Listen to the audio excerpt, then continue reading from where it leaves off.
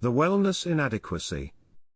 Across the entire range of media, purveyors of wellness ideas have been enjoying enormous success.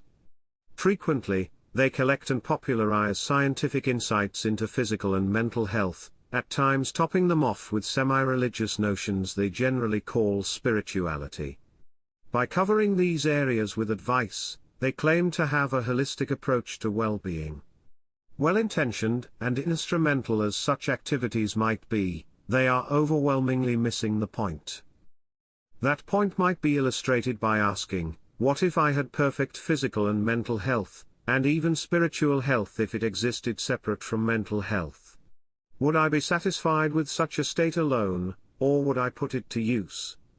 Such questions seem artificial because the utilization of our mind and the rest of our body are of course responsible for their health. There is a constructive circularity between conditioning and pursuit of purpose that I think warrants further attention. Another way of looking at what I have in mind can be found by considering resistance to wellness.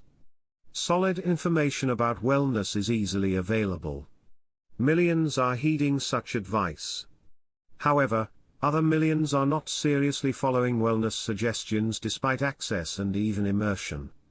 There may be a variety of reasons for that. But one of the most glaring reasons is lack of commitment. Many cannot muster enough motivation to aspire to wellness. They are bogged down in existential constrictions that make them neglect their health or may even instill them with self-destructive motivations. Reaching this large group of people requires giving them the tools to overcome these obstacles. To want wellness, they must conceive of purpose that gives them sufficient reason to be well. They must learn how happiness is obtainable for them and that it is worth pursuing. This is what my work is about. It fundamentally addresses the derivation of purpose without which holistic wellness is not possible. It describes happiness as the supreme organizational principle of humans, humanity, and, in a wider sense, of nature. Insight into how this principle manifests itself can help individuals develop their own practical philosophy toward harmonic advancement within themselves, and with their human and non-human environment. Even individuals who are already receptive to wellness suggestions may have to develop their perspectives of purpose to fully subscribe to and continue to apply such suggestions.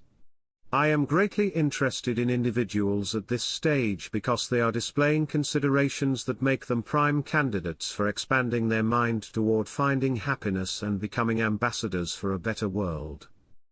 Exciting new terrain is waiting to be explored to connect wellness and other aspects of human existence that I address in my work. Together, these spheres describe inseparable parts of a life in active balance.